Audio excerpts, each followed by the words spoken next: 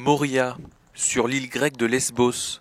Ces milliers de réfugiés vont passer un hiver de plus dans des conditions déplorables. Quelques-uns, les plus chanceux, ont trouvé une place dans un camp de réfugiés qui peut accueillir jusqu'à 3500 personnes. Mais ceux qui vivent dans les champs, près du centre, sont exposés au froid et à la pluie. C'est pour ça qu'ils luttent, pour protéger leur famille. Vous voyez ce qu'on essaie de faire. Nous voulons construire une petite maison en bois. Ils nous ont donné une petite tente, mais ça ne suffit pas. Nous sommes une famille de 7 personnes. Dites-moi, s'il vous plaît, qui peut vivre dans un champ plein de flaques d'eau et de rochers? C'est l'hiver et je n'ai pas de vêtements appropriés, je n'ai que ça. En septembre dernier, le nombre de réfugiés s'élevait à 9000 personnes sur l'île. La situation était insupportable, les gens devaient faire la queue pendant 3 heures pour manger. Maintenant, les familles essayent de cuisiner et font du pain en dehors du camp. J'ai 36 ans, j'ai 8 enfants. Ce manteau est la seule chose que j'ai pour traverser cet hiver. Il a beaucoup plu dernièrement.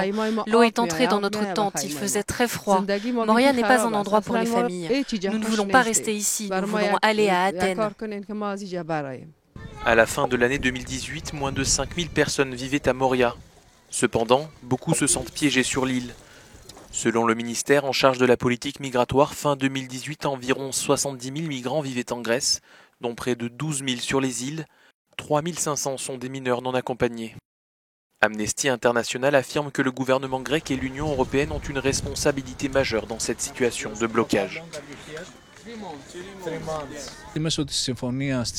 Avec l'accord signé entre l'UE et la Turquie, l'Union européenne tente en réalité de se libérer de ses responsabilités avec de l'argent. Je veux dire qu'il finance des pays tiers tels que la Turquie ou la Libye au sud, afin de maintenir les réfugiés et les migrants loin de chez eux.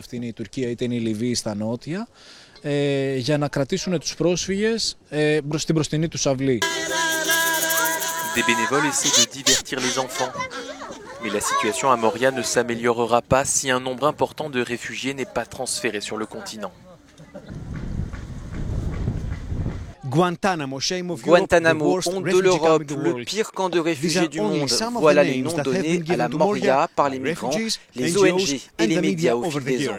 Les autorités grecques font toutefois valoir que les mauvaises conditions de vie sont dues à l'augmentation du nombre de migrants en provenance de Turquie. Apóstolos Taikos, Euronews, Lesbos.